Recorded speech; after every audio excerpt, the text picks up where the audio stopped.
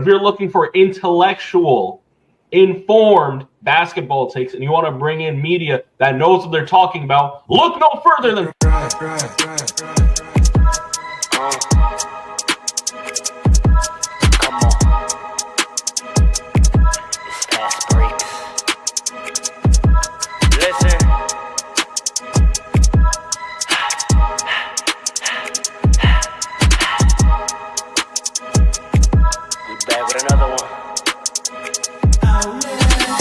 Fast breaks, yeah, we coming with the takes. Never early, never late, but we always push the pace, yeah.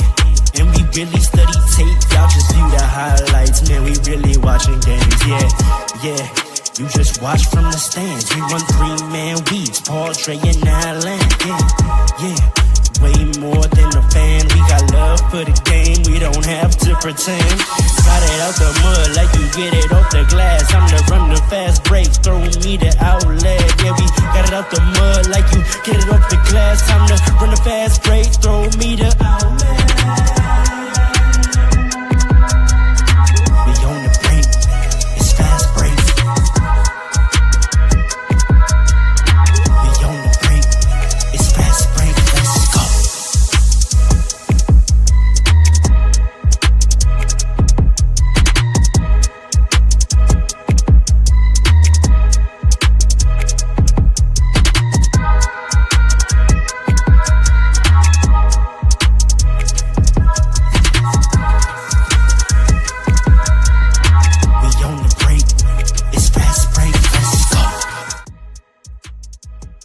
Woo!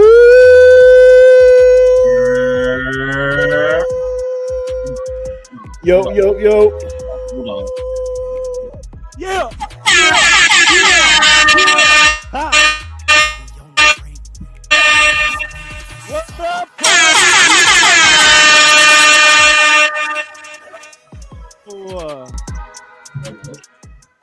Family.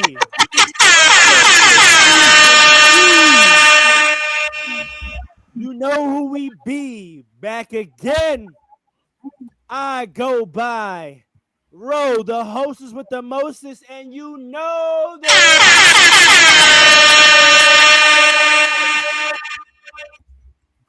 Flatbush. To my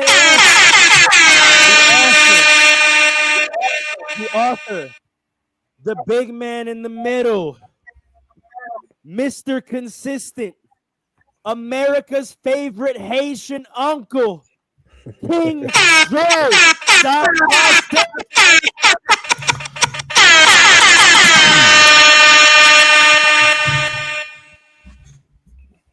Above him, we call him Coach. You may know him as PRR Sports, Mr. 1995. The most stubborn man in the business, but always stands on business. Coach Paul! One big up yourself.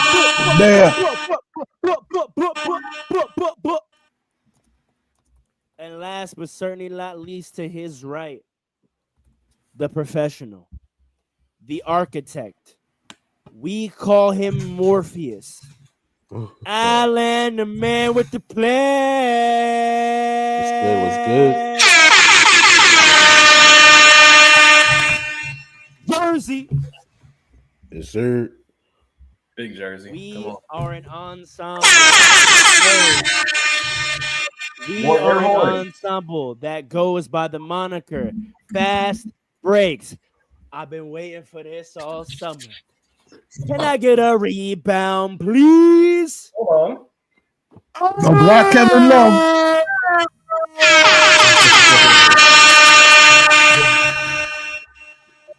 We back.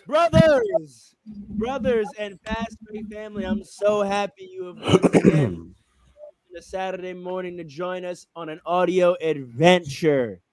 Season 3 back up. What up, gang? Gang, How we what's feeling? up, family? What's up? Hold on, wait. Before we keep What's going, good with my heart? heart? What up, Muddy? What up, Muddy? What up, baby? Hey, what's good, twin? Before we keep going, we gotta wish, because you see him rocking a special hardware the way he picked up that cup. Hold on. I said for lifers? Oh, for lifers. We gotta wish a special shout out and congratulations to our boy Ro on getting married this month. Our boy is finally taking off the market. Let's go. Probably the best wedding I've been to this year. So shout out to y'all.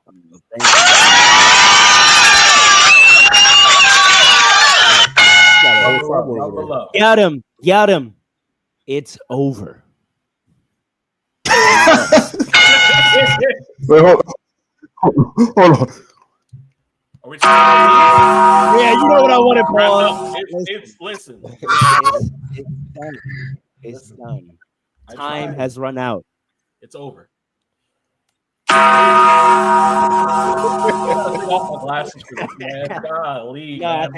you so much. Shout out. Some chat. Indeed. Shout out wifey. You know what it is. She's right in the other room right now, probably horrified that the screaming in our household has once again resumed for another year. You thought she had peace. She thought she had peace. But you know what? I did what I had to do for the household, so now the man them can play. Amen. That's a problem. All right, brothers. Season 3. I'm so excited.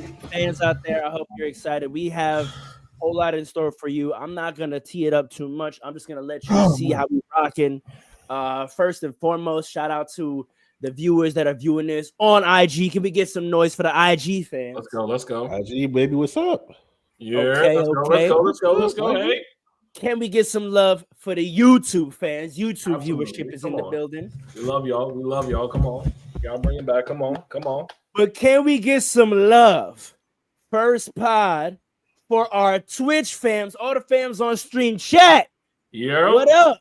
Welcome chat? To the full pod. Good. Welcome to the main pod. Now y'all been seeing us in 2K. Y'all about to see how we really run.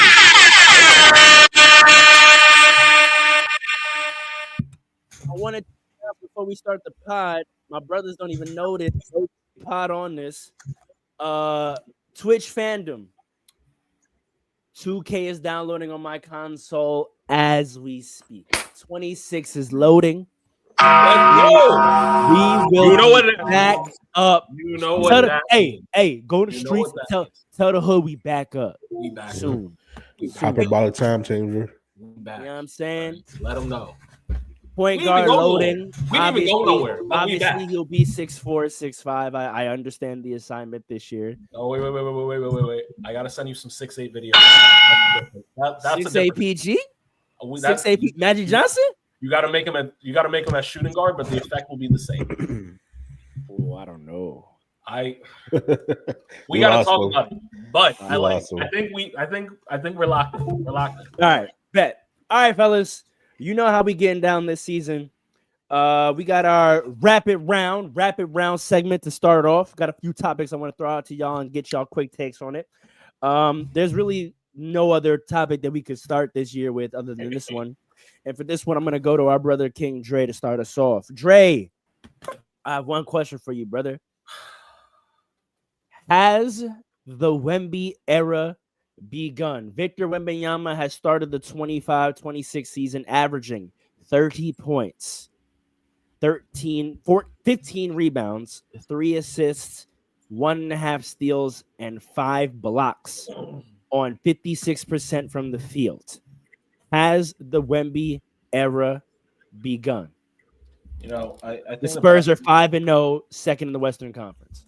The best person to answer that is Wemby himself, because that first game, or I think the second game, where he got a block on one end, and not just a regular block, he swatted it completely away, came down, looked the man in his face, crossed him up, and then pulled, and then fell and said, "It's over. It's over, brother." The Wemby era is not just begun, it's here. We're living through it, and he's only getting better. He's not even 7'4" anymore. He might be 7'6" at this point. And he's pulling from the logo. He's pulling from the logo. Ladies and gentlemen, do you understand that Anthony Davis is probably a top 3 defender in this league? and he literally couldn't do anything. He couldn't do anything. Do you know who the best defender is in this league? Also Wemby. What are we? The only person that had a slight shot was Giannis at number 2 as the best defender, and he also couldn't do anything. There is not the minute that the San Antonio Spurs figure it out, and what I really mean by that is the minute De'Aaron Fox laces it up, I don't know that there's an open window for anybody going forward. I really don't. The Wemby era is upon us. It's set. We are now living through it, and we're about to see some of the best basketball from a guy this size probably ever. Alan, has the Wemby era begun? Yeah, I think this is the beginning of it. Everything Dre is saying is right. What he's alluding to is Wemby is playing with more swag now. He's playing with a little more attitude. He's walking like he knows he's like the next guy. You know what I mean? Like he's playing with a different energy now. I think that game against the Dallas Mavericks to start the season off was a statement game for him. I think that was mad intentional, if I'm thinking about it. I think he wanted to go with Anthony Davis and Derek Lively, knowing that this is a defensive backcourt, and he wanted to show the world that it's his time now. So I think playing the Wemby era, and like I don't even know if the Spurs have to figure it out. I just think they got to put some good pieces around him, and we're going to watch them ascend to like maybe not the number 1 seed this season, but in the next 2 years they might be a number 1 seed just off of how good he is alone. Every time I'm scrolling this week, all I saw was just like Wemby has more blocks than like a third of the teams in the NBA. And like that's crazy. Like at this point, like what do you do with ridiculous. Him? Like what do you do with him? I saw that scrolling like 3 different times this week. Like what on earth can you do with that? Like he's making his shots. He's actually his shot diet has changed, and he's getting most of his points in the paint now, and he's like dunking on people. And on top of that, he's making his threes. Like I don't know what to do with that. Facts. Paul, Wait, has the Wemby era begun? Sure. Before you go on to the next thing, there was a comment before that said the monks have trained him, and I just want to highlight that for 1 second. Because he went Ghul, the I was gonna say he shadows. went to the Tibetan monks like Batman, and then went to go like he was the Joker. We are living through a comic book, people. We are living through a comic book. Paul, this is up to you, man. Whatever you gotta say. Is Wemby vengeance? Is he the knight? Son. Listen, Dre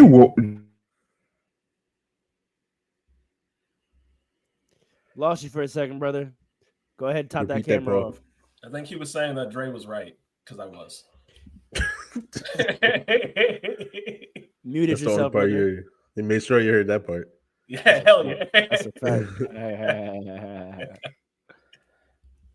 Wemby said Paul was born in darkness. By the time he saw the light, he was already. I was a grown man and it was blind. But the Spurs are in a good position, man. Like they got more. some young talent.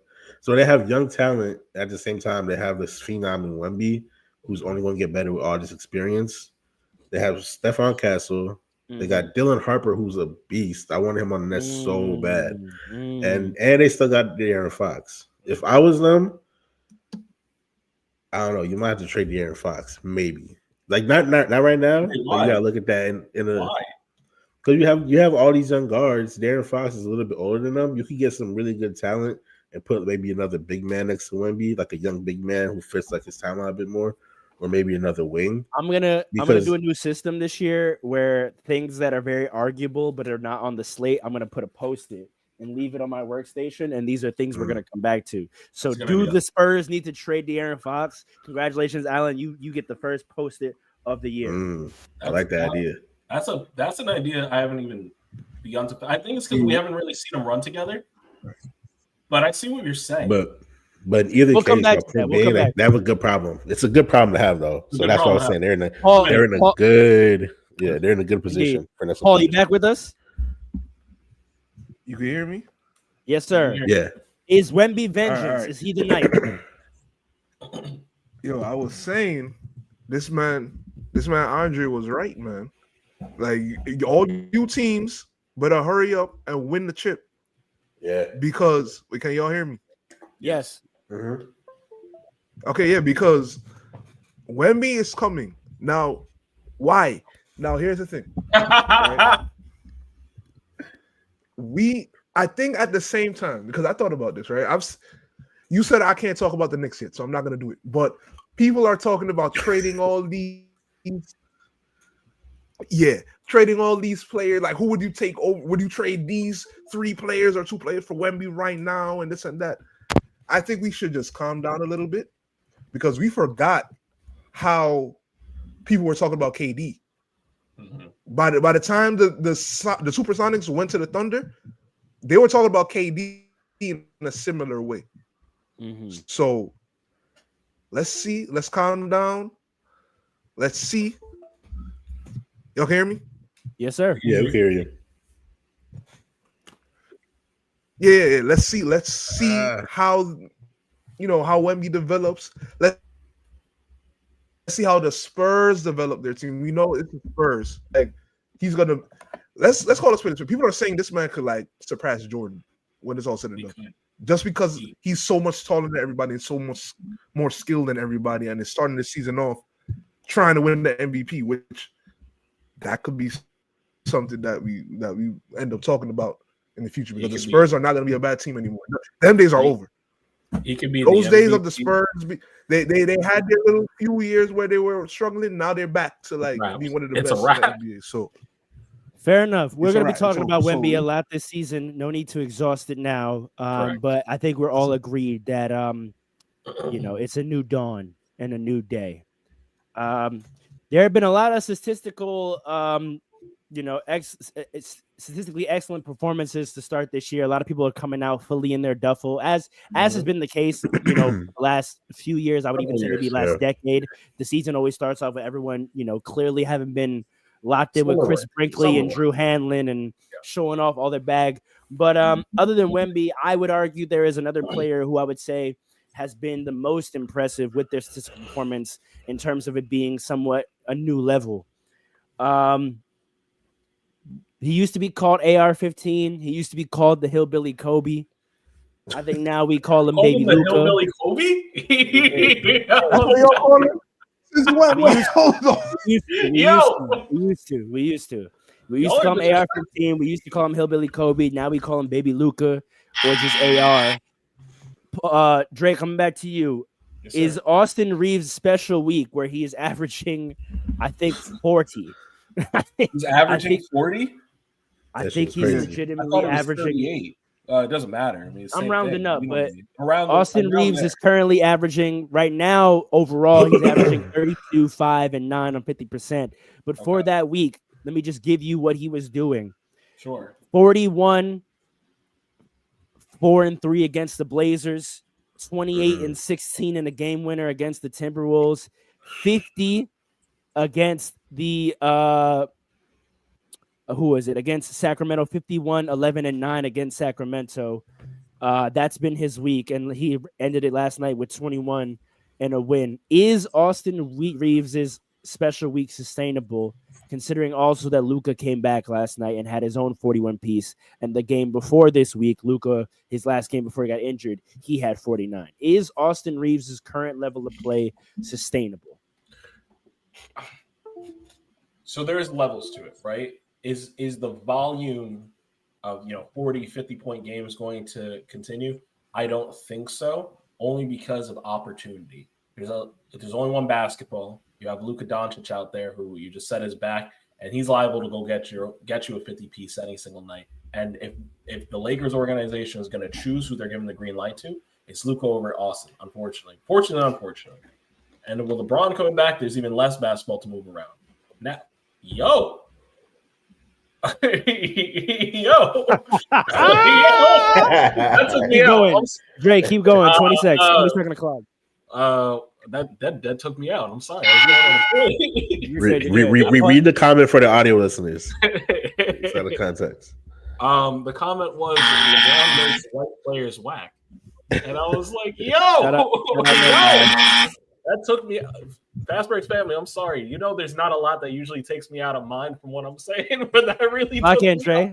But what I was gonna say, now that's why I said there's levels to it. He might not give you 50, but I think him's quite like being one of the better scorers in this league and consistently being a second best player on the Lakers. That's something that's sustainable, and that's something that the Lakers can build on going forward, and that's something other teams should be aware of now. I'm sorry, not Dre. Alan, The other Asian. does AR have more in the clip?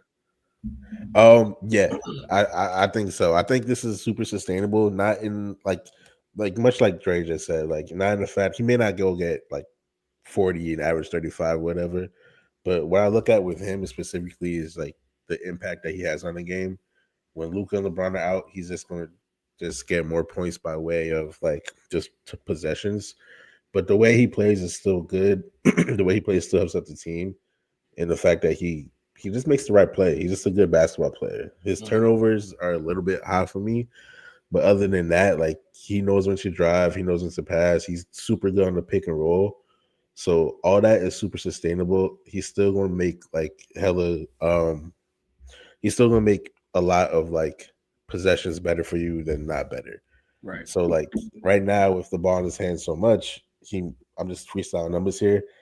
If 30 out of 60 possessions are good, it just bring it out to scale when Luka's around. It may be like 8 out of 20 or 8 out of like 18 are good, which is like, and that may be enough. That could be the difference in the game for you. So I think as long as he impacts the game the same way he still does, and like still is like good at reading and making the right plays, shooting open shots and making them, I think that's valuable for the Lakers and super sustainable. Word. Paul, is AR a real bad man? True bad man?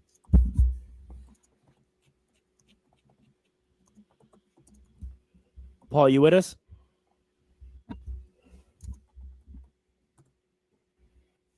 Oh man, We might have lost him. That's okay though. All That's right, okay. we'll circle back to that. what do you think though? What's your take? You have time. Step in. I think the production is will be unnecessary at this level. What I think is sustainable is I think the league has no choice but to recognize AR as this elevated level of threat. So kind of what like y'all said, I think in terms of providing floor spacing, in terms of having the defense have to react to him, I think this week has set up for him to be this level of threat sustainably. Like when you played the Lakers now, the scouting report undoubtedly now has Austin Reeves very near the top of it. Correct. Which I think means that our team playing this style of ball will be sustainable. And I think JJ Redick has hinted as much. That I think because Austin has established this, when you have him and Luke out there on the floor, it's kind of like Luka and Kyrie again, where the Austin Reeves is no longer regarded as like a guy where you have to not, make sure he doesn't get open shots. There's defensive coverages that have to go into effect now when the ball is in his hands. Right. Our offense can flow through him. I think the passing is the biggest thing. Him scoring, I've known he could score, and I think him doing it at this volume with this level of usage is new, but we've known he could score. It's the assists for me. It's these high double doubles, the 16 assists, the 10 assists. That's different. Him being a playmaker and him, like Alan said, when you're making these reads, I think that continues, which just allows our offense to be extremely free flowing, and it doesn't absolutely require Luka to make every play. I think his IQ has taken a jump. Skill wise, you could say but a lot of the moves he's executing, I've seen him make before. It's like you said, Dre, his reads have taken a jump. Oh, sorry, Alan. His reads have taken a jump to where he approaches his on-ball play as a star. He's reading the floor and looking to make the right play to get the team going. And I think that's absolutely sustainable because that's mental. Paul? Listen, I said last year that man was nice. I've been set. Listen, he has no weakness offensively in his game. That's what makes him so dangerous. So for him to now be making the reads as a playmaker, he's unstoppable now offensively. He could shoot from all three levels. He can make the reads. His handle's crazy. So listen, my thing is this, right? I don't know how much this really means for the Lakers because now when LeBron comes back, now he has to ingratiate himself with this team. and I don't know how much. Because Austin is going to have to take a step back. Like, let's call this. He's going to have to take us. How much of a step is a question?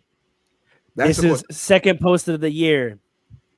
Is AR now the bona fide second option? Oh, that's a Dre take. Oh, no. Oh, no, look. Dre take. Wow. I ain't saying that. Wow. We will keep an eye on this topic throughout the season. Is AR now the bona fide second option? Okay. Moving right along. This is going to be a really interesting question, I think, for you all. Dre, coming right back around the table. Yes, sir. Yes, he's doing it because he has to carry the team. Yes. Which team missing their superstar, either temporarily or for the whole season, or in some cases for most of the season, but apparently wants to come back this season, has the best chance to make the playoffs this year?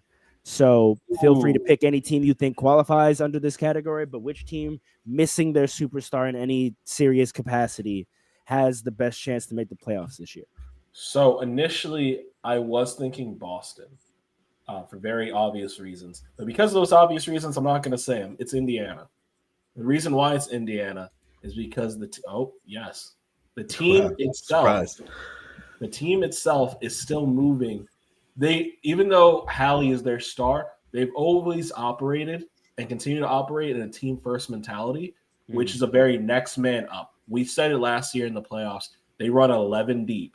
Now they're running 10 deep, but they can still, as long as they stay relatively close, they can quietly sneak in as a 7 or 8. And it's also in conjunction with the fact that the East is weaker. You have the Knicks, you have the Cavs, and then you have everybody else. So really a lot of teams out there could make a jump, but because of the team atmosphere around them and how they naturally just play, move the ball, play defense, one of the biggest hurts, and it seems to be it hasn't caught up to them yet, is losing Miles Turner. But thus far, early on, we're 5 or 6 games in, I think they have a chance to stay in and stay in contention. They might be a play-in team, but at the lowest I see them going is 10. Obviously, the highest I see them going is 7. But I can see this team sneaking into the playoffs. Alan, team missing the superstar that has the best chance to make the playoffs? Yeah, I think it's just obviously Boston for me.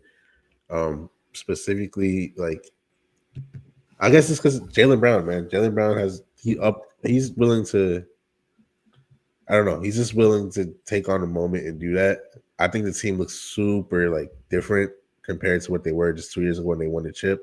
They're really missing Al Horford. They're really missing Drew Holiday really bad. Yep. But I still believe in them. They seem to have some good young players off the bench. I was watching them the other day. I think his name is Hugo Gonzalez. And they have a couple other bunch players like that who are just willing to take on certain roles and do the dirty work. It's going to be really hard for them because I don't think their defense is good, but I think their offense is still pretty good and they can still get a bunch of threes up. I think Pritchard is shooting really bad this season, but I think that's going to turn around real quick. As soon as he gets into a rhythm, I think by the middle of the month, he should be back on shooting track. And that's going to help them out a little bit because they're not winning a lot of their games, but they've been in close games. And once they get a rhythm going, I think they'll be good. I'd be really surprised if they lost, if they didn't win more than 42, 45. If they could stay in that range, I think they're in a good spot to make a solid playoff season. Paul? Y'all know Portland is 4-2, right? You said what? Portland Trailblazers are 4-2. I was gonna say no one's talking about Portland at 4-2, missing Dame. And for context, the Indiana Pacers are currently 0-5. Yeah. The Boston Celtics are currently 3-3. Another team that I would throw in this category, the Cleveland Cavaliers without Darius Garland, 3-3. Is he their star? He's one of them. I forgot about Dan being back on Portland. I guess that brings out a question. I guess I shouldn't have asked. But we're on Paul. We're on Paul though. I'm sorry. You're right. Hey, listen. We might have to start calling for some investigations of the Indiana Pacers front office and see if they're involved in these gambling situations. Because the way they just sold their team this offseason, they're not going anywhere, man. Listen, Listen, don't The be surprised. I will be surprised. All right. The Celtics are gonna make the playoffs. I don't know. Okay. I'll say this and leave it here.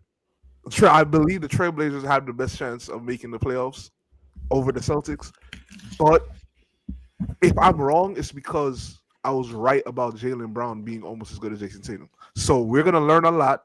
Me and Fire are gonna go back and forth. One of us is gonna be proven right this year about Jason Tatum versus Jaylen Brown. Because this is the opportunity, Jaylen Brown. And he's chatting too. He's chatting. These NBA players chatting a lot this year. A You lot. know what he said about the He's Celtics? always, How he was on stressed out? stream. Yeah. Is Listen, JB that guy? Yes. Listen, Running just needs topic to- for the year. Yeah. he just needs to commit and shave his head and stop wiping his hairline. Ananobi's He said the jersey. We're stress keeping caused track of that. that too. We're keeping track of that too. Keeping track. Moving on though, getting through our quick takes. Next question. And I love that, running themes for the year coming out of these. Which team or player has been surprisingly impressive to start the year? I'm gonna break mold real quick, and I'm gonna answer this first because it's about time to do what we do. I'm gonna say Skinny Luca. Now that probably sounds crazy because Luka's an all-star, he's an Olympian, all that good stuff. How could he be surprising you with what he's doing? Ladies and gentlemen, I don't know if you've been paying attention. Granted, Luka Doncic, skinny Luka Doncic, has only played 3 games this year. Do you guys know what he's averaging in the 3 games that he's played this year? I think like 45 or something. 45, 12, and 8 on 58 from the floor and 35 from 3. Are we surprised though? Yes. All right, you got it. That's ridiculous. I'm not gonna Yes.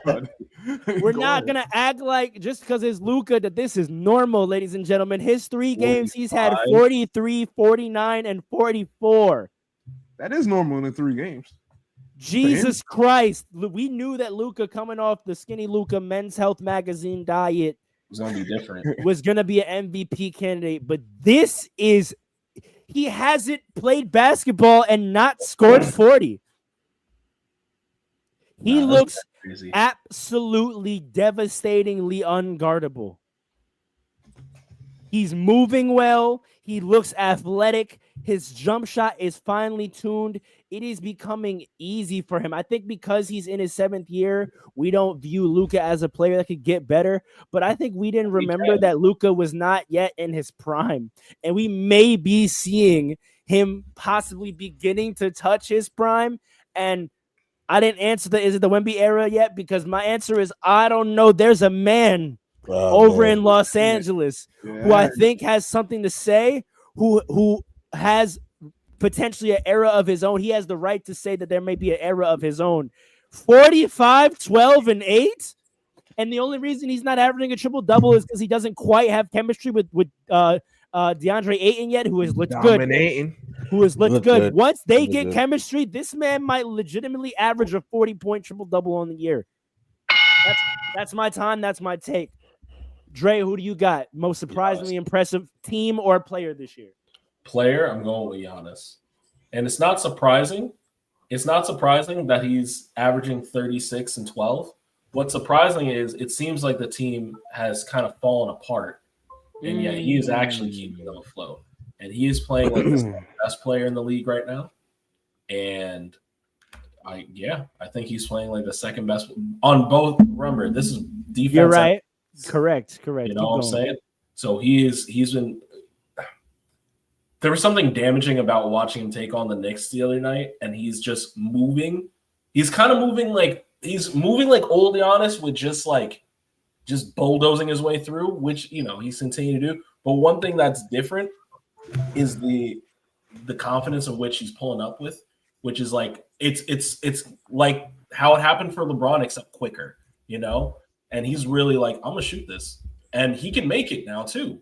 And I think that goes into the Wemby era where these big guys are like, we gotta expand our games quickly if we want to keep up. So he's a player that I'm starting to watch. He's a player I'm seeing just on both ends keep it together. And it's only surprising only because I feel in the last 2 seasons we haven't had enough Giannis positive talk. So to see him kind of taking it by storm, it is nice.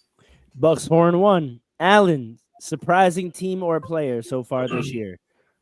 Man, if I pick a surprising team, it kind of has to be like the Chicago Bulls, bro. That's very surprising. There we go. This guy knows ball. Nice. The Bulls are kind of nice, dog. Like after I saw that they were 4-0, I watched them on League Pass, and they're playing good basketball. I'm not gonna lie to you, they're playing good basketball. But is this sustainable? Yes, I think so because they're literally just playing hard, bro. They're playing fast. They get the boards and they run down the court and they're moving the ball. They have great ball movement. Who's the coach over there? I forgot. Is it Billy Donovan still? No. I think it's still Billy Donovan. I'll tell you right now. It's not. No doubt for a fact it's not. Oh, it was not. Okay, Billy whoever Donovan. coach is, It's Billy Donovan. Okay, Billy Donovan still over there? He ain't got fired yet? No, Yeah. why would Billy? He's a good coach. Why would he get fired? Apparently, he's a good Let's stay coach. focused. Yeah, apparently he's a good coach. But I was gonna say, if it is Billy Donovan, he kind of switched up this whole team's offense. They're moving the ball. There's like 3 players averaging almost 20. I think there's 2 averaging 20, Giddey and Kobe White. Even though Kobe White is injured. Vucevic. Yes, Vucevic. And Trey Jones. Y'all know Trey Jones, the backup point guard? Little brother Ty Jones. Spurs legend. Yes, that's Tyus. he's This is his little brother Trey. Now, Yeah. wasn't Trey on the Spurs? Trey was on the Wizards before. Trey was on the Wizards. Tyus is on the Spurs. And that guy is like the perfect backup point guard. He plays defense. He moves the ball. He kind of was like everything that we all thought Lonzo was going to be for this team last year if he was all the way healthy. Mm-hmm. So they're just playing a good brand of basketball, bro. And I like it. And I think it might be sustainable. I think they're finally going to be Giddey with a breakout year, averaging 22, 9, and 8. They have 1, 2, 3, 4, 5, 6 players currently averaging double digits. Good That's pick. crazy. Paul, surprising team or player. Here we go, ladies and gentlemen. Listen. It's only 2 options, man. It's either the Trailblazers or the Spurs. Oh, the Trailblazers. The reason we're not saying the Trailblazers is because we think it's not sustainable. Their coaches got locked up. And Chauncey. Do you understand how crazy that is? That is crazy. They're playing nicer now. Yo, well, according to the allegations, yeah. I'm saying. Bro, they're gonna bring us up in court, bro. This will be. Yo, we're gonna get subpoenaed. Locked up. We're Listen, expert testimony. Allegedly. You didn't say he did anything. It just looks bad. Thank you. I don't need a civil suit. but locked up, man. But listen, So funny. They're playing good basketball. They're a good defensive team. They lost what's his name? He's on the Celtics now. Anthony Simons. Simons. Nobody expected them to be decent. You know, the reason we are not talking about the Trailblazers is because we don't think this is sustainable. So if it is sustainable, then it is the Trailblazers without question. Now the Spurs, I think that's a more obvious answer because it is. We all think it's going to be sustainable, like in the NBA community, because it's Wemby. You understand? De'Aaron Fox is over there. It's a lot of top draft picks. Yeah, so I think it's either the Trailblazers or the Spurs. If I have to choose, I'm gonna go with the Spurs. But when you talk about who's the most surprising, we gotta talk about these. The Bulls. I understand why you said the Bulls, Allen. I understand why. I don't think it's sustainable. I'm sorry. That's fair, but they play very well offensively. I think it's sustainable, especially in a weak East. That's why I think it's sustainable. They looked good last year, though. Like decent offensively. We'll keep an eye on it. We'll keep an eye on it. We're not gonna go back and forth right now. But I do have an interesting question that came out of your. Paul's serving up the themes for this year. He's off to a great start this season. This is an interesting question for the year. Will the Spurs have what's that word? It's not focus. It's not focus. 3 straight rookie of the years. That's boy. The rich keep getting richer, man. Possibly. All right. For our last wraparound topic, we've kind of already teed it up a little bit. I just want your 60-second reaction to the news of the federal investigation. Alan, I know you have a little bit more to say. We'll keep you for last. But Dre and Paul, let me get a quick 60-second take on just reaction to all this Oh, goings ons. BJ Edgecombe. I don't. Yo, Yeah, That's a fact. you just gotta say the name one time. That's a fact. I don't know that I have a 60-second take on this, only because there's so much speculation involved right now. we're gonna keep talking about it, but just it's the first episode. Right, no, it's obviously huge news. Just real quick, how are you feeling about it? I'd like more information. That's where I'd start. There's not a lot out there right now. There's not a lot that's confirmed. It's highly speculative right now. But if you go back and watch the tape for a couple of the guys named as co-conspirators, it makes sense. It makes sense of what's going on here.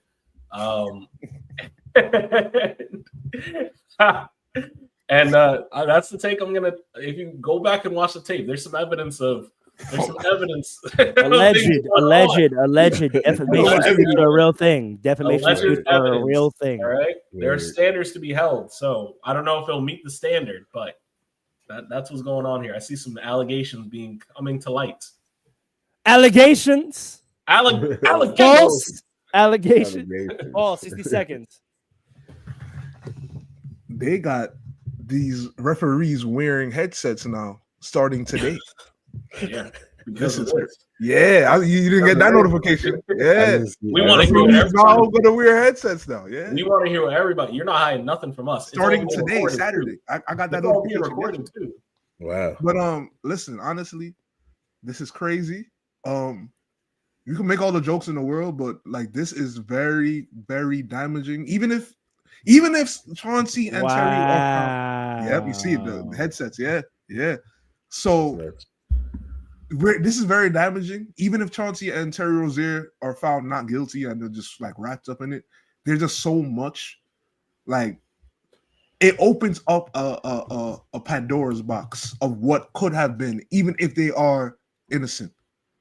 And sports on a whole in America might be changed for the better, because not for the better, but for good, I should say, because I don't even know if it's for better or worse. I don't know what's gonna happen, but they don't want to get back to the days like in the 20s when they had like what's that team? I think it was CCNY.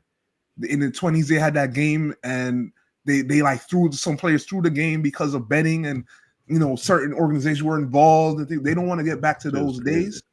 They don't want to get back to those days. So it's a serious deal. The federal government's involved. The FBI. This is not a joke, although we will be making our jokes, but it's not a joke. So there isn't much I could say about it. Like y'all the ones that know more about this stuff than me. So I'm gonna just say that. Real quick, I'm gonna jump in, Alan, for 10 seconds. I just want to say that the charges and the narrative that are being put out are of conspiracy involving organized crime. I won't say which organized crime organizations, but I'd like to see more of their faces and hear their names, and not just these Negro athletes. That's all I'm gonna say. 100%, 110% actually. So that shit is crazy. They're making these guys the face of it all, and they're not like the biggest implicators in it. But I'm not going to spend too much time on it because I know what we're trying to do. But like, I just want to echo everything Paul said. This is so damaging for the league, sports on a whole. Yes, actually, yes, 100% with sports as a whole, but specifically with the NBA. All this is happening. Oh, and also I want to be clear about the Chauncey Billups thing. Like Chauncey's with there's two different gambling charges. Chauncey's more sort of like illegal poker games. So just like to be clear on that, and not like so much as cheating and throwing NBA games like Terry Rozier is. But either way, like that stuff is so bad for the league, especially coming right after the whole Kawhi Leonard situation that's still ongoing and still being investigated. Those are two separate Nomad. That's two back-to-back instances of basically like cheating. And like if I'm Adam Silver, like you gotta bring the hammer down on this. You have to. Because now like these dudes are stepping on the product. Like that's what's being happening. You're stepping on the product and you gotta cutting that dope. You cutting it. Like you gotta kind of have to. You gotta act like a boss now. You gotta act like a mob boss now. If you're Adam Silver, you need to get into your David Stern bag, man. That's Exactly. A fact. Even, I none was of that's gonna gonna happen in the say, like- game Hold on, start. clear up. Let Ellen land the plane. Land the plane now. And I was gonna say for years now he's been getting like the jokes about how like Darius Stern wouldn't allow this and Darius Stern wouldn't allow that, and like I always kind of defended him because I thought he was a good commissioner overall. But now he really got to get into his Darius Stern bag. We got to see like real like. I'm never an advocate for like people like getting kicked out the league, whatever. I don't want to see that to nobody. But like this is terrible. Unless Like you're you Donald can't have Sterling. straight up cheating in the NBA because that takes away from the whole point of the sport. Any sport, just like Paul said, no sport can survive if you have this going on. So we got to keep a real close eye on this. I think when all the investigation is said and done, I think we're going to see some real repercussions, and Bring it we home. just can't have this shit in the league. All right. Thank you, gentlemen.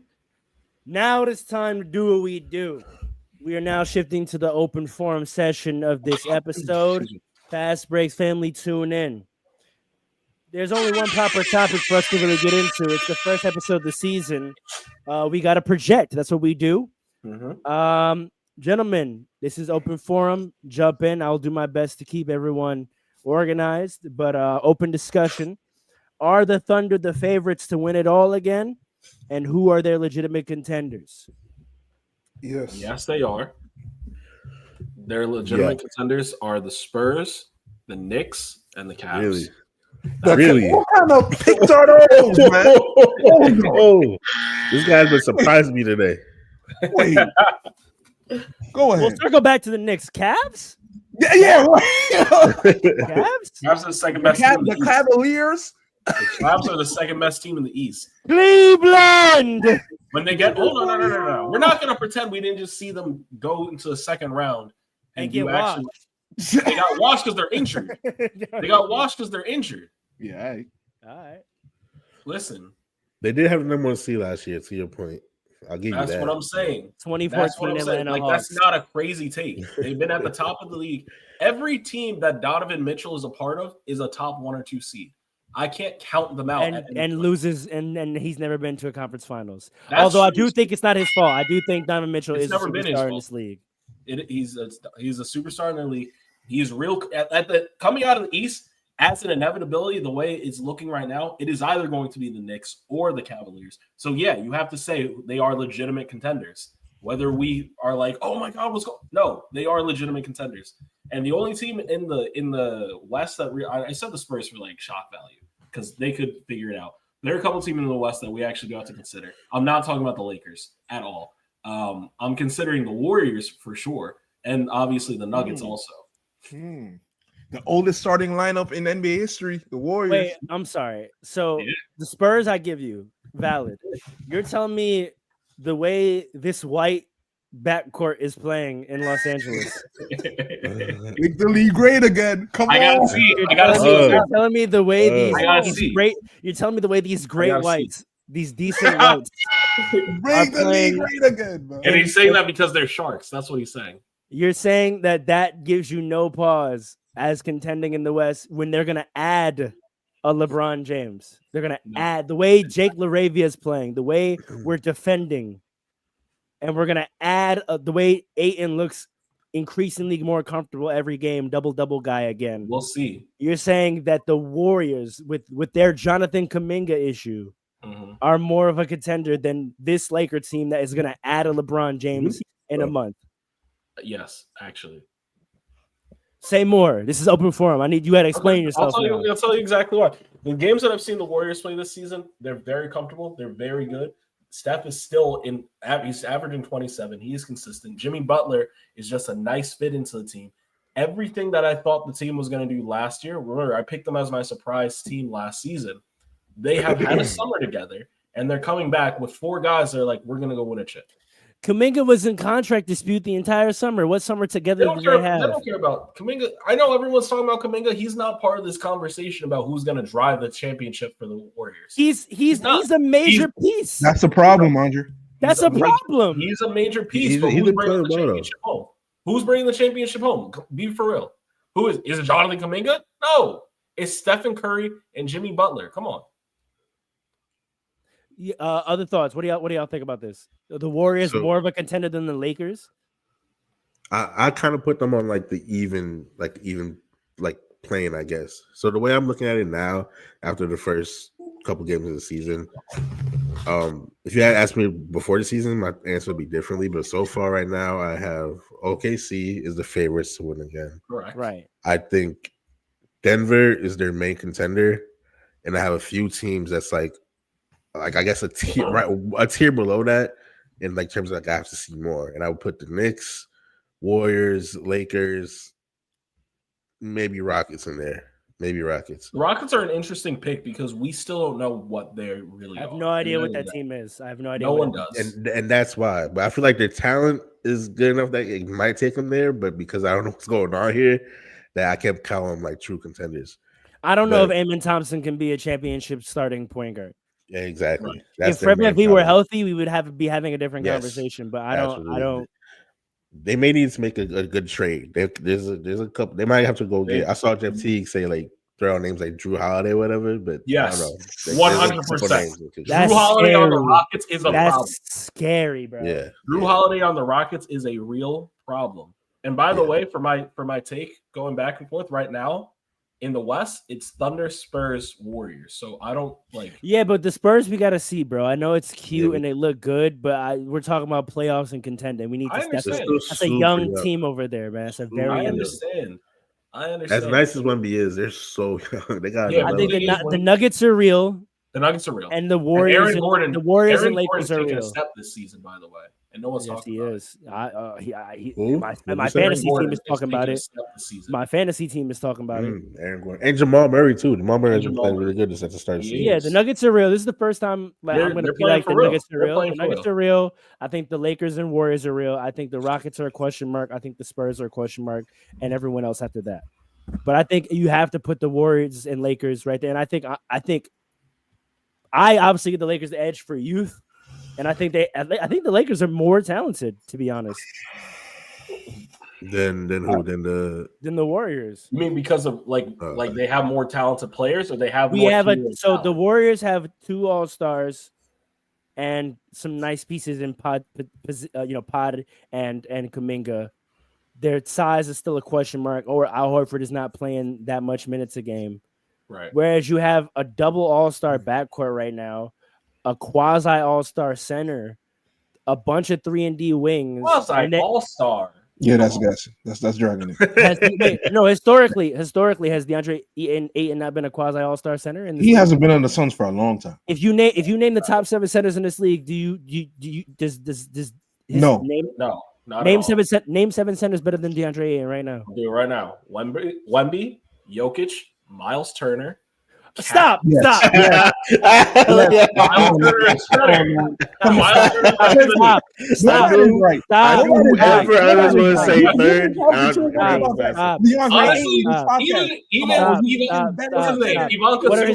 What are his stats? I'll give you Zubac. What are his stats? What are I think Mitchell Robinson over him. Hell yeah. Hell yeah. God, are you kidding? Are you kidding? Rudy Gobert. DeAndre Ayton is Rudy Gobert? Rudy Gobert? Yes, Rudy Gobert. Rudy Gobert. Rudy Gobert. Yes. Rudy Gobert? Rudy Gobert. Rudy Gobert. Are we serious? You know why? Rudy Gobert? You know why? What? Because Rudy Gobert, right? Tries. This is wrong. No. Rudy Gobert is better defensively than DeAndre Ayton, and then offensively, DeAndre Ayton. You know how many blocks DeAndre Ayton is averaging this year? We have to stop talking in narrative. Wait, what did you say about his offense? He's a Laker now. We have to look at reality. We can't just go in narrative anymore because there's coverage. I'm looking at his stats right now. He's averaging 0.8 blocks. What are we talking about? You know what? What do you say about his offense? 0.8 blocks. DeAndre Ayton not doing much offensively. Look at he's averaging 15. What are you talking about? DeAndre Ayton is averaging 15 and 8. He's averaging 15 and 8 with 0.8 Why, blocks. did he have 2 good games? That's not special. There, he wasn't doing much. That's not special. He's played every game. His stats that's wrong. You're wrong. He's had 15 and 8, 22 and 15, 16 and 8, 17 and 10. Last night was his first bad game. Again, we're not going to do narratives this year. I'm not doing narratives. He's not a defensive stalwart. Hold on. Sure. Let me just respond to Paul. Paul, you said he wasn't playing well. I'm giving you his box score for every game this season. 15 and 8, 22 and 15, 16 and 8, 17 and 10. His last game, 63%, 60%, 53%, 72%. And turnovers. Yes, he's had 2 turnovers, 3 turnovers, 3 turnovers, and 2 turnovers. Yes, that's because he's trying to play make out of the pinch post. He's going to figure that out. He's trying to catch the ball. I seen him. I watched the games. I saw. But don't ignore. You just said he had bad games, and I just told you he's had 2 double-doubles, and he's had no less than 15 points, except for last night where he only played.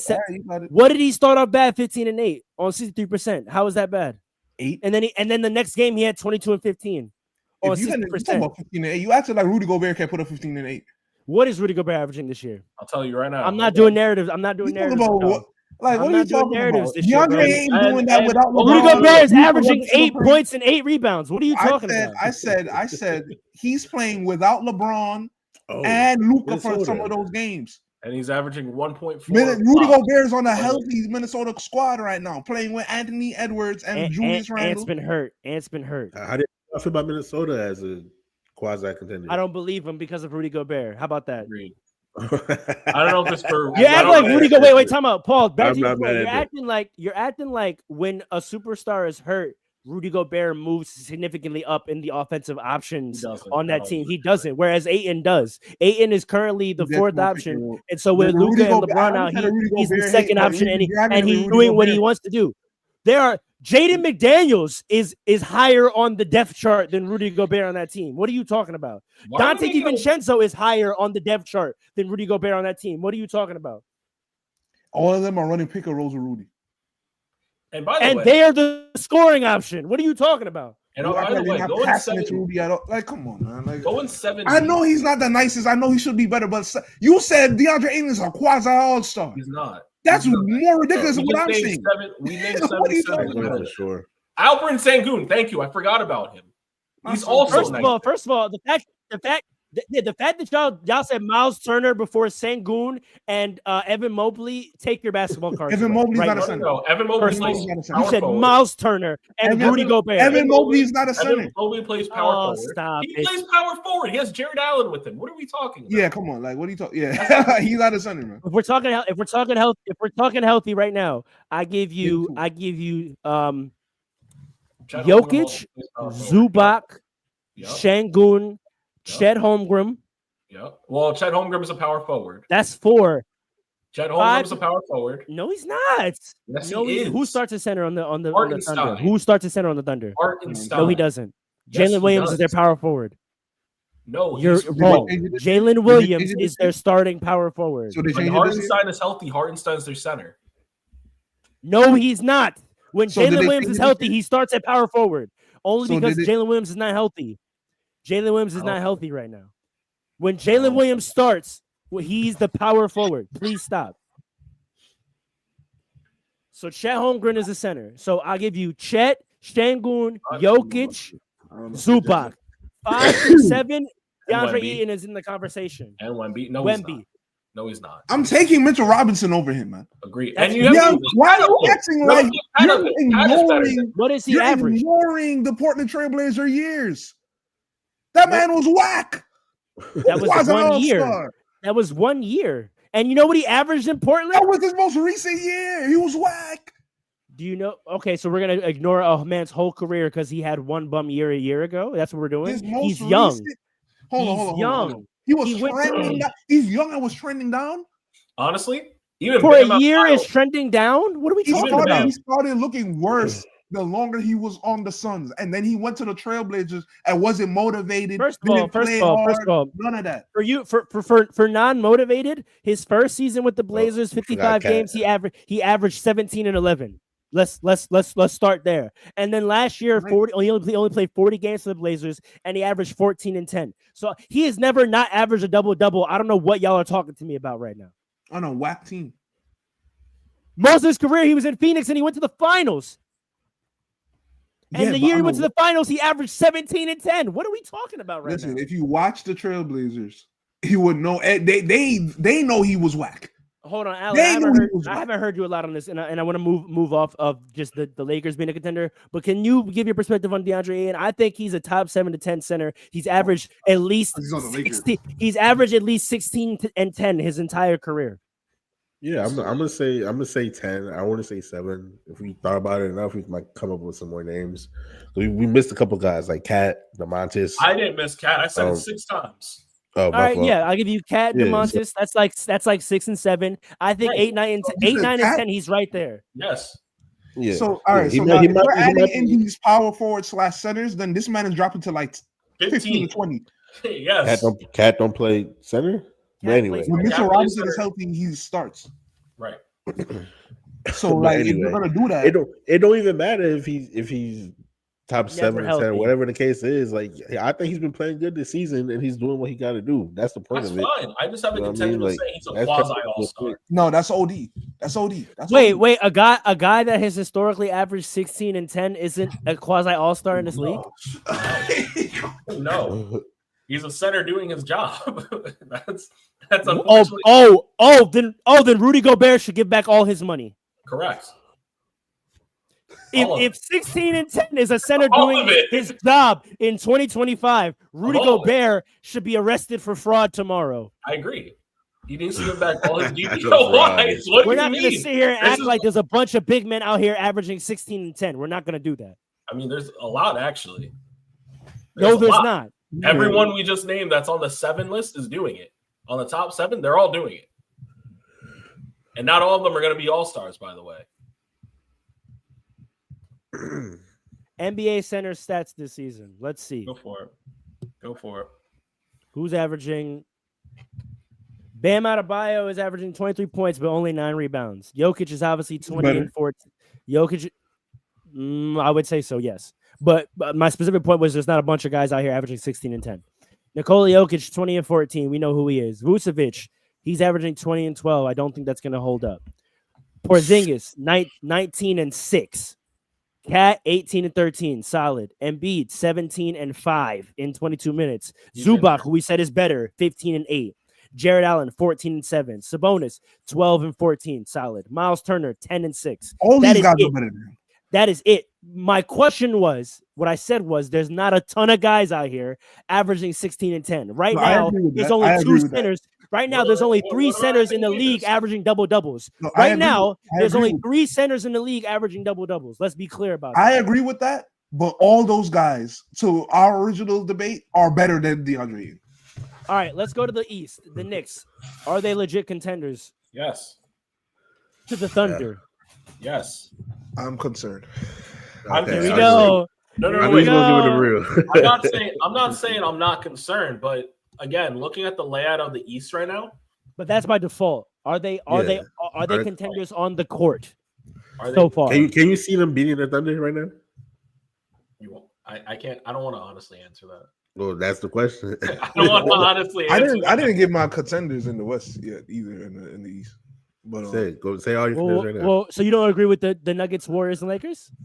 no, I think there's a tier. All right, I think the Rockets. Even without Fred. yes, the Rockets. Wow. I believe in Amen Thompson. I As a believe point in, guard, though. As Yes. a point guard, though. yes. The Rockets, the You gotta say the the Nuggets. Nuggets. Yeah, you gotta say the Nuggets. And then after that, there's a secondary tier where a lot of those guys could jump up, like the Warriors, the Lakers, That's what we said. the Clippers, That's what we said. the Spurs. But so I agree with that, right? Yeah. But I don't got the Cavaliers nowhere near that. In the East now, talking about the Knicks are the Knicks contenders. I believe that the Knicks are going to be the number 1 seed and are going to the finals. Yes, I do. I don't believe in the Bulls. I'm sorry. They No. look good. They're gonna be 500. They might make the playoffs. But whatever. After the Knicks, like you know what I mean? Like the Bucks are gonna Start be for the East. the Bucks are gonna be decent. The Heat are gonna be decent. The Hawks are a wild card. They're gonna be decent. The Hawks the are very Sixers- interesting. They're the a very Sixers are interesting team to me. The Sixers are interesting too. Yes, because they are. BJ Ashcombe is a problem. He might be Rook of the Year. Let's see. Might be. He truly But might the be. problem is Embiid is going to be like, I know we were talking in the group chat. Oh, the Embiid Sear era is over. He's still the best center in the league. He's playing 20 minutes a game. Yeah, because they're trying to load manage him, and he's not trying to. You know what I mean? Like at a certain point, if it works, if this load management thing works, and he's healthy in the playoffs, you can't put the cat back in the hat. You go now 2 straight regular seasons of it being Maxi's team. You're not gonna get to the playoffs and all of a sudden get the keys back to Joel. Yeah. It doesn't work like that. It doesn't work like that. Do that. It doesn't work like that. It could for Embiid because he's like, you saw what he did on one leg. No, but we're talking about human psychology, reality. I understand in 2K, sure, you would call more plays for Joel. In reality, do you think Tyrese Maxey is going to have 2 straight regular seasons of him being his team and it's going to comfortably put the ball back in the hands of Joel Embiid? If he does it and Embiid is averaging like, do you think he's going to? Is my question. He will do it to see if it works, and if it works, he will do it to see if it works. Absolutely. I think what I think they should do is I think they should make this load management thing like his role going forward. I think they're playing really good with what they're doing right now. Like this is just a reality now. I'm sorry. This is it. No, because your body's shot, bro. You gotta do it like this. When the championship is in play, all of that goes out the window. And when you talk about Joel Embiid, because what's gonna happen when he gets hurt and you got to revert back anyway? Right. If he gets hurt. And if he doesn't have a lot of miles, it's every year. It's every year. If he plays 20 minutes a game, can he help in the playoffs? No. We see him get hurt in the playoffs every year. It's not a load problem. That's what we have to start talking about. He's anatomically challenged. It's not load. His body don't work, bro. It's over. It's like AD, man. Like he's hurt already. It's been 6 games. This gotta be his role, bro. I'm sorry. The era is over. The process is done. I think the best thing for Joel Embiid would to be the third option and be a supporting player on a championship team built not around him. But you cannot build the team around him anymore. He's a bonus. He's a bonus. If he's healthy, great. You have a nice 17 points in a limited role that you can call upon. But you cannot build this team and think championship hoping that he could be your 36 minutes a night, 30-point guy anymore. No, it's over. That sounds nice. But when you have a player that talented and he actually might be healthy, we've seen this before, though. We've seen this before. Like, have we? Yeah, Yao Ming. No, man. Nah. Same thing. Nah. It is. The body is just not there. The best you can hope for is for him to be a great role player. Nah, I don't think it's the same because I think Embiid is so talented. Like he has such a diverse array of skills that I could see Philadelphia say, okay, this is Tyrese and VJ Edcomb's team, and then they give the ball to Embiid, and every time he gets the ball, he scores. And he goes on like a personal 8-0. They're not gonna just stop giving him the ball in the playoffs if he's hot. I'm talking about minutes, bro. I don't see them increasing his minutes above 22. They also probably if it gets to a fourth quarter and it's the second round of the playoffs and it's tied and it's like game 2 or 3, right? And he has 20 minutes already. That man is gonna play 32 minutes. Yeah, but let's stop this. Come on, man. I'm telling you. They're giving it to Tyrese. You said what? He's not the go-to guy. They're giving it to Tyrese. They're gonna get the ball to Tyrese is not nicer than Joel Embiid. He's just not. We know he is right now. He's available. But if Embiid is literally on the court and available, you think they're not gonna get? Come on, man. I also don't know that Tyrese Maxey is not. Tyrese Maxey is averaging 35. Joel Embiid at his peak is nicer than Tyrese Maxey. You said today. Today. No, I didn't. Today. You added that. Okay, so then I'm adding it. Today, Tyrese Maxey is averaging 35 and 9. Yeah.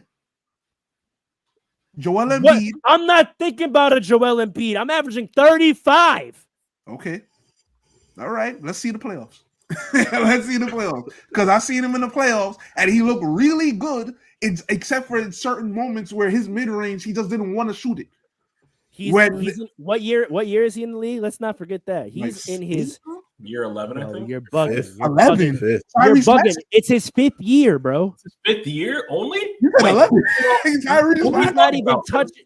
Embiid No or wonder Tyrese? like year 11. Maxey, Right? Maxey. Oh, I was talking about Embiid. I was talking about No. Embiid. Maxey's only going in his 5th year, so you're talking about playoff struggles in some key moments. He's going into his 5th year, averaging 35. We have to talk differently about Tyrese Maxey, bro.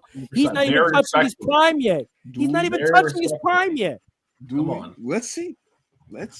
35? Of course we do.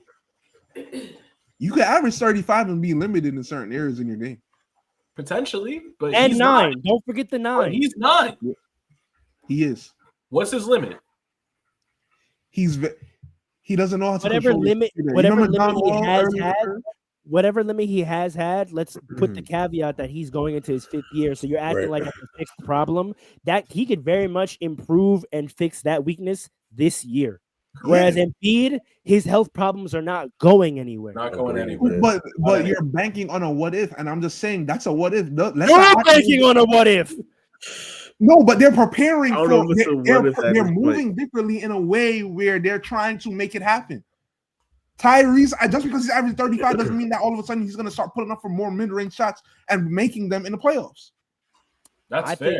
think you have a better chance of that meaning that than Joel Embiid load managing a whole season and therefore getting through the playoffs. I think the former is actually more likely. It's more likely that what we're seeing from Tyrese right now signals growth, which will translate to playoffs, than it is likely that Joel Embiid only playing 20 minutes for 82 games means he's going to be able to then jump to 36 minutes in the playoffs. I think that's very far-fetched. Tyrese has been this nice for a while. What are your concerns with the Knicks? Though? You never told us. What are your concerns with the Knicks? Okay. We're gonna see. This is gonna be one of the biggest coaching challenges that Mike Brown has ever faced. Right? More than LeBron? Yeah. Here's the thing, right? The Knicks look better in certain ways, right? Okay, so like we're going deeper in the bench, right? Yes, we grew the bench, but we're playing guys that we had last year. That I personally was like, and a lot of Knicks fans were saying, play them more, and he's playing them more in addition to the newer guys that are more veterans that we have, right? The shots aren't falling as much. I'm not worried about that. They're getting good looks. That's the biggest thing. Jalen Brunson and Cat have been kind of streaky offensively. I think the fact that they lost weight, both of them, lost weight has something to do with that, in my opinion. That could be dumb, but that's what I think. That'd be dumb. I don't know. I mean, a jump shot is a jump shot. They're NBA players. So some people might say, oh, like they're just cold, or them losing weight has nothing to do with that. That's supposed to help them. I don't know. But I think just them changing their body structure has an impact on their jump shot, especially Jalen Brunson, because he's a physical player and he lost weight. I don't know if I like that. But anyway. You needed for defense. I think it was a good decision that'll play out in the long run. And that's exactly and for health. You can't have that much weight on those joints when you play such a ground game. And that's exactly where I'm going. Defense. It's getting to the point where you can't really play Jalen Brunson and Cat at the same time. And Josh Hart is another issue. He don't want to shoot the ball, but we got Jordan. Never has. He had. See, that's the thing. When he at his peak, when he just got here, his first 2 years here, he was. I think if you want to win, Jordan Clarkson has to take Josh Hart's role. I think Jordan Clarkson is an improvement on that position. Oh wow! And it might happen if he don't get it together. And Jalen Brunson tells him on the podcast, just shoot the ball. If he doesn't want to do it, that's his career right there. He gotta focus on that. It sounds I think his replacement is sitting right there on that bench. Right there. Jordan Clarkson is a professional scorer. That's what dumb rebounds and all of that helps. But it's great, when you're on the court with Jalen Brunson and Cat, and you don't want to shoot. I hate that for him. Let me be clear. You need to space the floor. You need to be a floor spacer. And it's like he resents the fact that he has to do that. I could tell, like he doesn't like that he has to do that. Well, sitting there because he's trying to win a chip. I'm sorry, but you're right. I think Jordan Clarkson is a very, very nice option. Now, defensively, your backcourt is cooked. He's better than Jalen Brunson defensively, though. Yes, but I'm just saying overall, your backcourt with those two defensively is cooked. But you have the wing defenders, so you have Mikal and OG. So The problem is Jalen Brunson and Cat. The same issue that we had last that year. pick and roll is hell, ain't it? Yo, Jalen Brunson and Cat trying to guard a pick and roll. that same issue that we had last year is here again. Now, the reason I wanted You're Tom exposed. Thibodeau, The league knows you. They know yes, your body. and the thing with Tom Thibodeau is if we brought him back, we were gonna do the same thing again, and it was just gonna be the same old. And that's why I needed him gone. Now with Mike Brown a different mind, I could have hope that he will figure out some, whether it's zone, You need to trap. trap, You need to whatever. You need to be a trapping team. You need to do fire. It could work, but I think Mike Brown is the type of coach that will actually implement it and try it. Yeah. And that's why I have hope. And I'm saying that they're still going to be the number one seed and go to the finals. But it needs to happen. The offense already looks better. We're already scoring more defensively on the fast break. Mikal Bridges, all you people that was talking about Mikal Bridges last year, but shut your mouth. No, we weren't talking about Mikal. We were saying why aren't y'all getting? Remember me on this podcast? I said why don't y'all get him more looks? That man just came up averaging 20 plus. There were a lot of emotional Knicks fans that were talking about him like it was just all on him. So y'all didn't get him no looks, bro. I was talking to them, not you. They got to be quiet now because he's been our most consistent player, right? OG, he's still feeling himself, but that he gonna get him. Shooting that shit like he Kawhi, bro. Oh my god, pulling that John, bro. Good lord. And listen, it's not even that. It's a problem.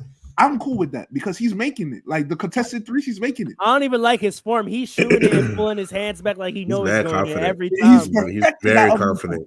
He's perfected it. So do what you got to do. My problem is when he's getting the ball and trying to cross people up and getting the post and almost injuring himself. That's what that's where he's feeling. That's where I'm like, all right, he dead ass right though. No, that's where I'm all right. He think he Kawhi. He dead think he Kawhi. No, that's who his comp is. That's who he thinks he is. Not.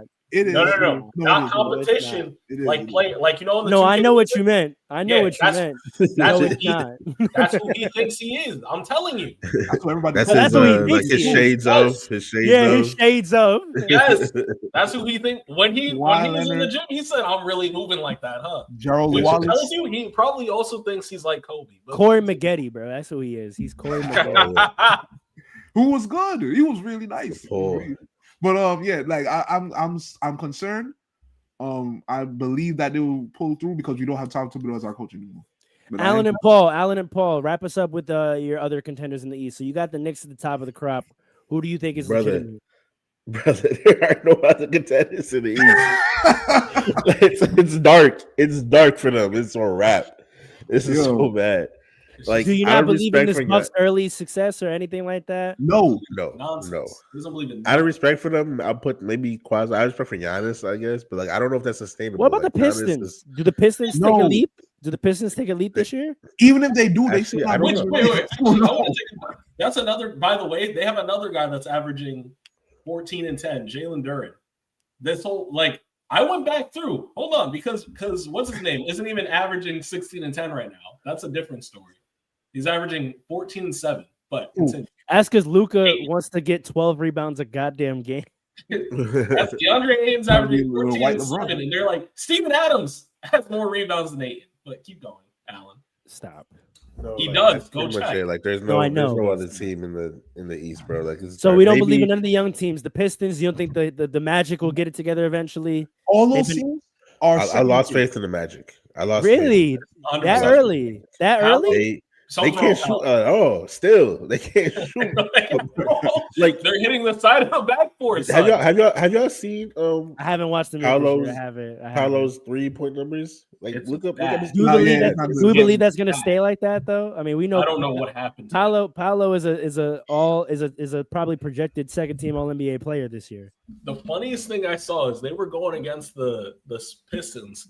And he was calling out Tobias Harris. He called him a BAN, and went to the free throw line, missed both free throws. And then I think Paolo had a weird summer because he came back from injury in the playoffs. But let's not forget the way he started last season. No, Start we're off talking about really this season. And But he's he's kind of ass. still doing what he Hold did on. last season, but I just didn't realize he's just not a good shooter. It's been coming up a lot He's recently. been ass. The That's team, what he look, is. to me.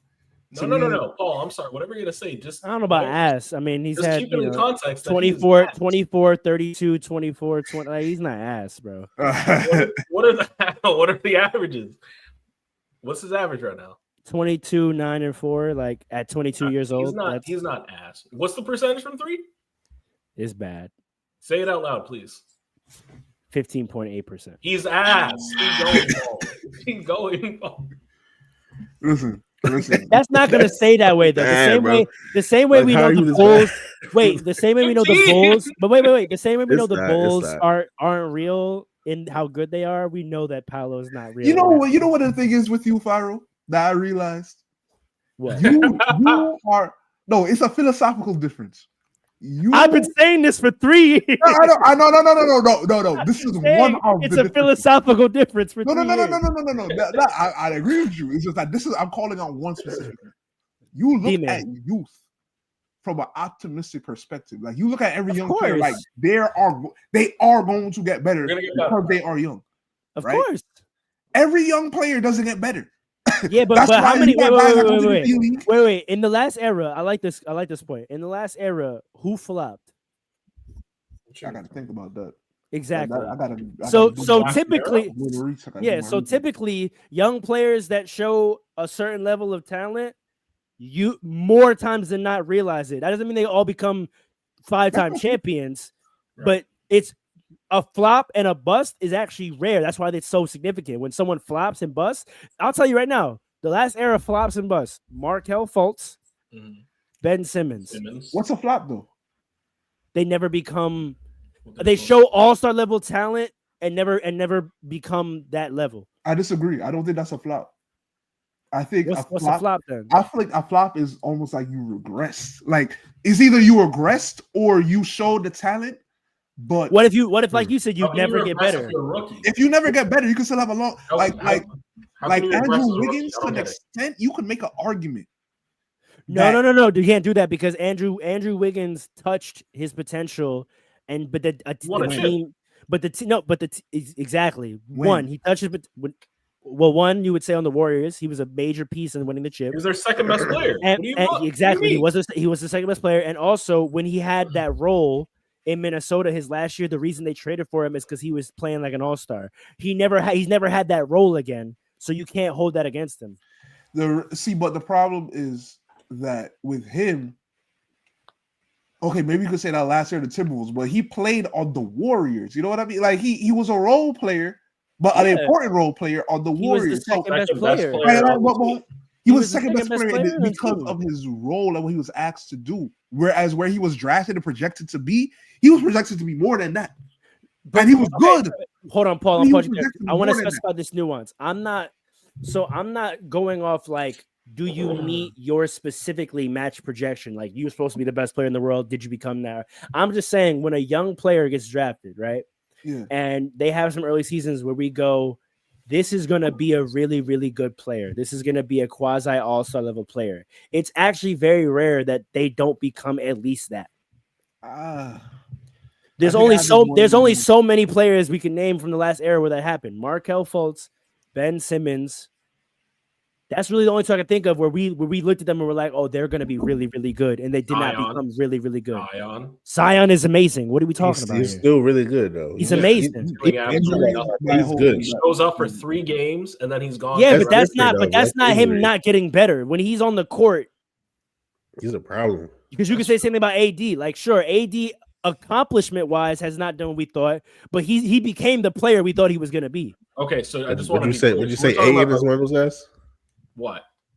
I mean, 16 and 10 every year. I don't. He's not 16 and 10 every year. You see, it's not true.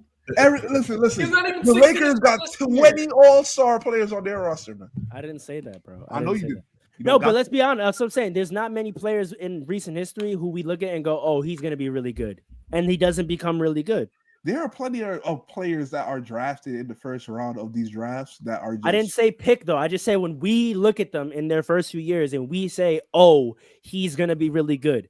When it's not often that they don't become really good. So when we look at Paolo, and it's been very clear that we said, "Oh, he's gonna be really good." So yeah, when I talk about his youth, I'm saying, yeah, he's still young, and I'm still very confident that guy's gonna be really good.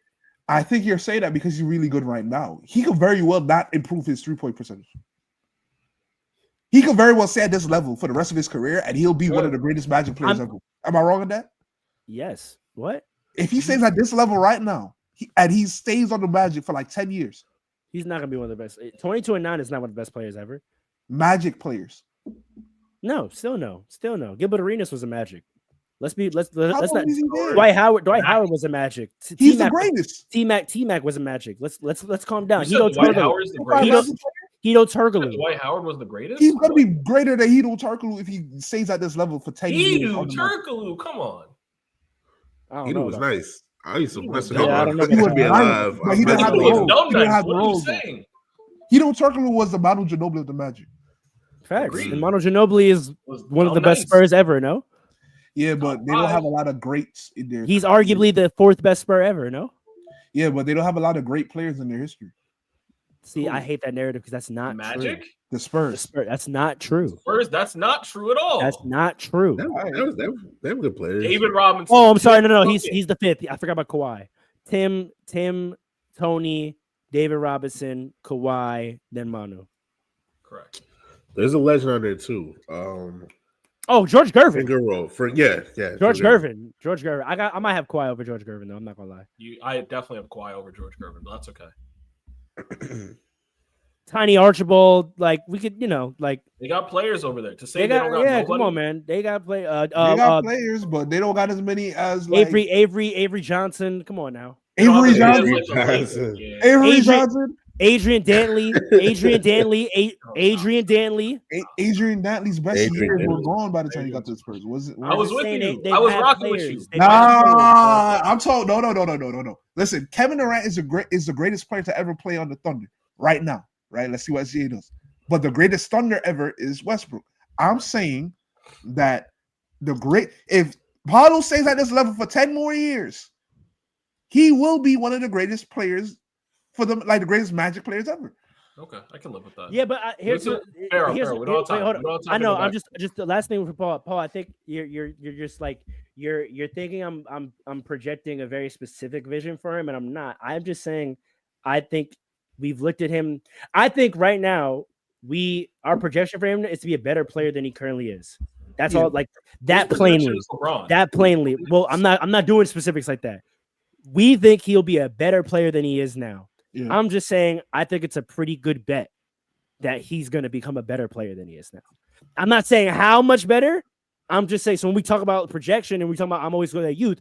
I'm like, yeah, because when we say a guy is going to be really, really, really good, quasi all-star level guy, they usually become that. Even the Zach LaVines of the world. Zach LaVine, I don't think has made an all-star team yet, but is he not quasi all-star talent right now? Yeah, obviously he is. That's true. So that's what I'm saying. It's like Paolo may never. I don't know if he has, but maybe he has. Maybe he hasn't. But Paolo may never be like that guy. But like he'll be. I'm confident he'll be at least like a Zach LaVine, a guy that can average 28 in this league. Like, you know what I'm saying? Like, so I think he's gonna get better. I don't know about that either. But all right, let's see. This was good chat. We're right at 1:30, right on our goal to start the season. I hope you guys enjoyed our episode 1. Any final words for the fandom? Listen, y'all, to the rest of the league, I tried to warn you. I really tried to warn you. Nobody listened. So do with that information what you will. The Wemby era has begun. All right? We're strangers and aliens out here. Strangers and aliens. Any final words? I got something for you. So you go. Alan? You go. Something for the season. Fire shot marks. Free us. hey, bro. Alan. I got MPJ on my fantasy team. I hope they don't change a thing. I Oh hope you God. change your thing. Man's averaging 30, Put him 0 up. assists. Put him up. Yeah, Matter of please. fact, he's averaging. I hear MPJ is averaging -5 assists. All right, my final word to start season 3: beware the Californian Whites. The Make Wild the Whites. Lakers great Come on, again. man. Beware Southern the California. Californian Whites. Come on, man. Is that what I There think you it go. is? There you go. You want your Hey. push up? Yeah. Hey. This man Let's is go. owed me these push-ups for 2 A year years, later. ladies and gentlemen. There you go. Crazy. Yeah. You're not This even stemmed going from a down all the way. What's conversation Don't going watch on? that. Don't watch that. Yeah. Don't watch This that. this stemmed from a conversation at 2 a.m. in 2023, ladies and gentlemen, where this man told me the Rockets were going to make the playoffs. What the hell am I watching? What kind of push-ups are these? I'll Don't take watch him. He had 100 of them, so I'll take it. I'll take it. That man's working up a sweat. I like it. That's a I You piece. did like 100 it. of these, Paul? You said what? You did 100? Yes. Count them. Yeah. I counted 2 That's what I'm push-ups. talking about. Hey, tune in next week. You know what it is. Light it up.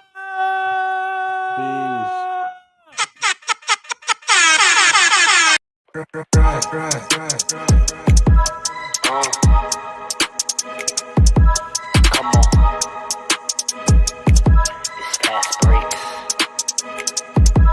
Listen.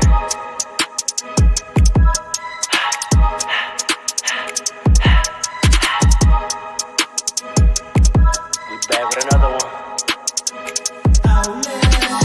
Fast breaks, yeah, we coming with the takes. Never early, never late, but we always push the pace, yeah. And we really study tape, y'all just view the highlights. Man, we really watching games, yeah. You just watch from the stands. We run 3-man weeks, Paul, Dre, and Allen, yeah. Way more than a fan. We got love for the game. We don't have to pretend. Got it out the mud like you get it off the glass. I'm the run the fast break. Throw me the outlet. Yeah, we got it out the mud like you get it off the glass. Time to run the fast break. Throw me the outlet.